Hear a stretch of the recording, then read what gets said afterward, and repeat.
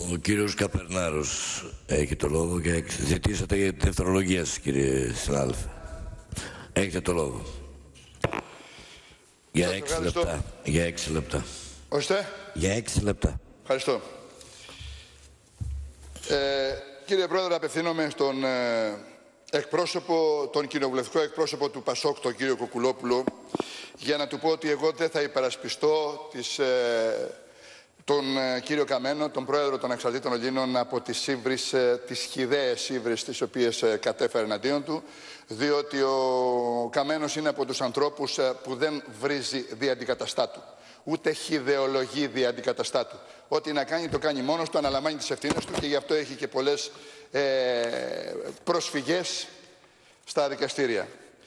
Έχω όμως να πω στον κοινοβουλευτικό εκπρόσωπο του ΠΑΣΟΚ ιδιαίτερα, ως βουλευτής, ως νέος βουλευτής, όπου χρημάτισε στη ζωή του μόνον ανεξάρτητος δικηγόρος και έχει πάγια αντίληψη, έχει πάγια πεποίθηση για το τι σημαίνει ΠΑΣΟΚ. Διότι 35 χρόνια μαχόμενης δικηγορίας στις αίθουσες των δικαστηρίων, επαναλαμβάνω, χωρίς να στοιχήσω ένα ευρώ στο ελληνικό λαό, διότι δεν γνωρίζω την αντιμνηστία, έχω κάθε δικαίωμα μέσα από την αίθουσα να παίρνω θέση και απόλυτη θέση, με κάθε ευθύνη, έτσι ώστε όταν εκφέρω άποψη, η άποψη αυτή και να τεκμηριώνεται και να αποδεικνύεται χωρίς να χυδεολογώ.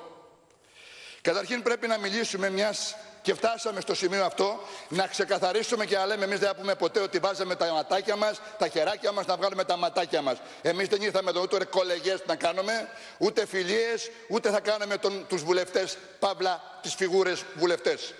Ήρθαμε εδώ να κάνουμε τη δουλειά μας ως αντιπρόσωποι του ελληνικού λαού και του έθνους, να ελέγξουμε και να διακηρύξουμε στον ελληνικό λαό ότι δεν του αξίζει τέτοιο κοινοβούλιο.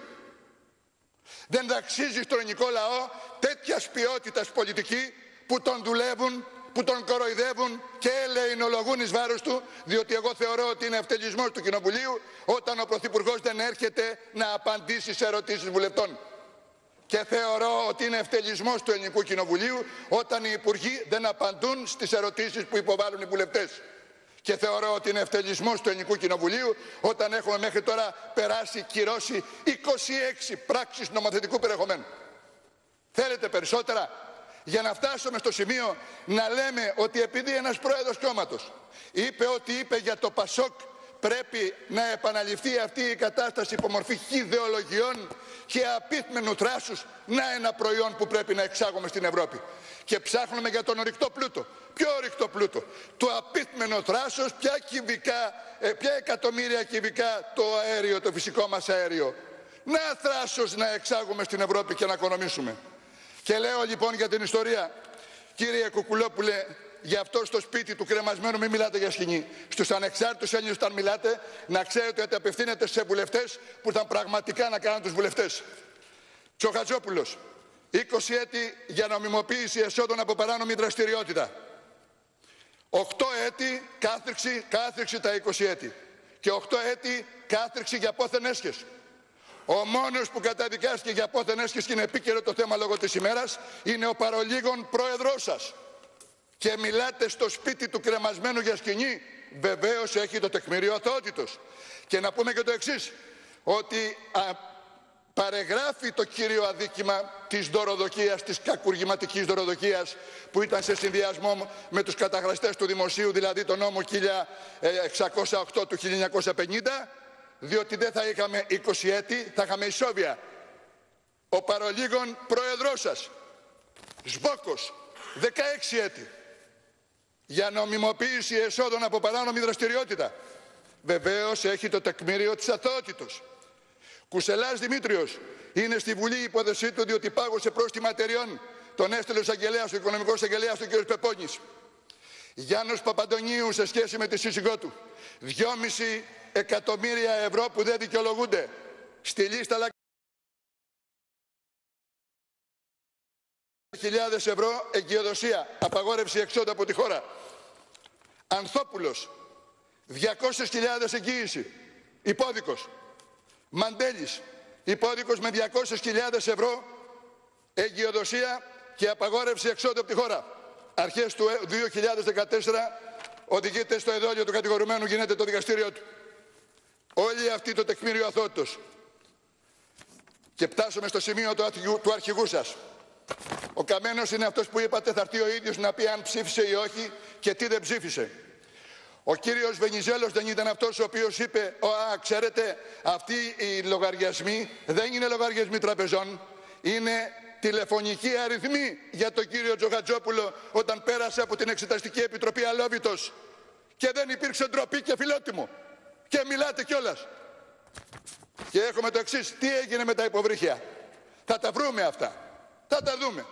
Αλλά όμως δεν έχει επιχειρήματα να πει για τα αστικάκια, τουλάχιστον έχει το 224 του ποινικού κώδικα που προτείναμε εμείς στην πρότασή μας, όταν ήρθε και παλαμάριασε το Ευαγγέλιο και στους οικονομικούς εισαγγελείς και στην προκαταρτική επιτροπή που ήρθε και είπε ότι το στικάκι το κράτησα 14 μήνες διότι μου είπε ο εισαγγελέας ότι είναι παράνομο αποδεικτικό στοιχείο, ενώ ήξερε ότι υπάρχει η διακρατική συμφωνία μεταξύ Γαλλίας και Ελλάδος για φορολογική συνδρομή.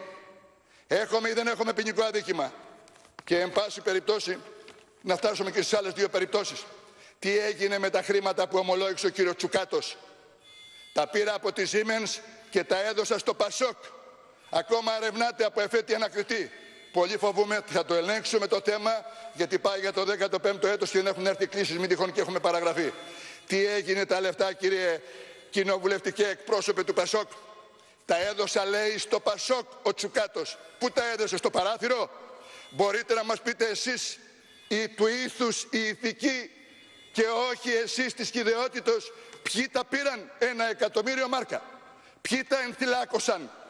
Ποιοι τα τσέπωσαν? Ποιοι τα λαδώθηκαν από το Πασόκ? Και θέλετε και ένα πρόσφατο? Έχω κάνει επικαιρία. Θα ολοκληρώσετε ή ζητάτε και χρόνο παραπάνω? Τουλάχιστον ζητήστε το. Έχει τελειώσει ο χρόνος σας. Ναι, τουλάχιστον αν έχετε την ευγενή καλοσύνη, ζητήστε. Είναι εις απάντηση. Ζητήστε. Όπως βλέπετε, εγώ δεν ιδεολογώ. Εγώ ναι, αλλά ζητήστε. Και έχω ονόματα. Δεν ακούτε, κύριε Καπερά. Τουλάχιστον επειδή μιλάτε. Μα δεν σας παρακαλώ. Σας παρακαλώ. Σας κατανοώ. Σας παρακαλώ. Όχι, εγώ δεν θέλω να με κατανοείτε, να μ' ακούτε. Λέω λοιπόν, επειδή μιλάμε όλοι για την αναβάθμιση ή υποβάθμιση του Κοινοβουλίου, όταν τελειώνει ο χρόνος, να έχετε την ευγενή καλοσύνη να ζητήσετε την παράταση, θα σας δώσω 1, 2, 3 λεπτά. Ωραία, δώστε μου 1 λεπτό. Ωραία. Γιατί χτυπάει συνέχεια το κουδούνι 1-2 λεπτά. και απαξιείτε όλοι, όχι μόνο εσείς, πολλοί, να ζητήσετε ναι, μια παράταση του Προεδρείου. Και τελειώνοντας λοιπόν, κύριε Πρόεδρε, για να σας κάνω το χατήρι, θέλω με ερώτηση, απάντηση στο ερώτημα, όταν ήδη έχουμε εμείς, δεν καταθέτουμε ερωτήσεις. Γι' αυτό ήρθαμε εδώ. Θα καταθέτουμε ερωτήσεις και θα περιμένουμε απαντήσεις. Καταθέσαμε ερώτηση και μάλιστα επίκαιρη.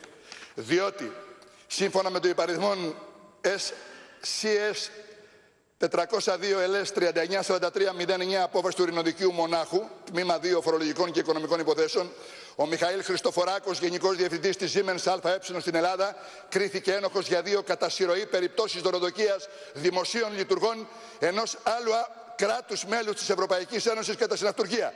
Η ανωτέρω απόφαση δέχτηκε συγκεκριμένα ότι σκοπός του Χριστοφοράκου στην Ελλάδα ήταν να προωθήσει τις πωλήσεις της γερμανικής εταιρείας Siemens, ανώνυμη εταιρεία, δωροδοκώντας τα 2 δεσπόζοντα ελληνικά πολιτικά κόμματα, δηλαδή τη Νέα Δημοκρατία και το Πασόκ. Στη συνέχεια πραγματοποιούνταν, αφού λέει ότι οι μίζες ήταν 2%, είναι θέμα χρόνου. Έτσι λοιπόν το ύψος των δωρεών εντός εισαγωγικών σε αυτά τα 2 κόμματα προσδιορίστηκε να είναι το 2% του τζίρου κάποιας σύμβασης της Siemens ΑΕ με τον ελληνικό ΟΤΕ. Στη συνέχεια πραγματοποιούνταν συνεχώς... Αφού την καταθέσατε την ερώτηση θα συζητηθεί στη Βουλή. Δεν ανάγκη να την πείτε 2 φορές. Τελειώνω. Και λοιπά. Για να ολοκληρώσει ότι ο εισπράκτορας από το Πασόκ λέγεται Κώστας Γείτονας. Ρωτώ, τα έχετε υπόψη σας αυτά? Κινήθηκε η δικαιοσύνη για αυτά? Κουνήθηκε φίλο για αυτά από τους νομοταγείς, από αυτούς που δεν ευτελίζουν το κοινοβούλιο, από αυτούς που υπηρετούν τον ελληνικό λαό, αυτούς που δεν έκαναν δημαγωγία, αλλά έκαναν δημοκρατία, αυτοί που δεν είναι υπεύθυνοι που ήρθε σε αυτή την κατάτια ο ελληνικός λαός? Έγινε αυτό? Περιμένω απάντηση. Άρα λοιπόν να τελειώνουμε. Ολοκληρώσετε κύριε Καπερνάρ. Ολοκληρώσατε. Ναι κύριε Πρόεδρε.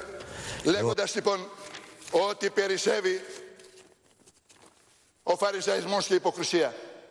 Και πριν αρχίσουμε να λέμε αυτά που είπε ο κύριος Κουκουλόπουλος, θέλω να σκεφτεί ότι είναι αυτοί που ανακάλυψαν τη Ρεμούλα και τη Λαμογιά.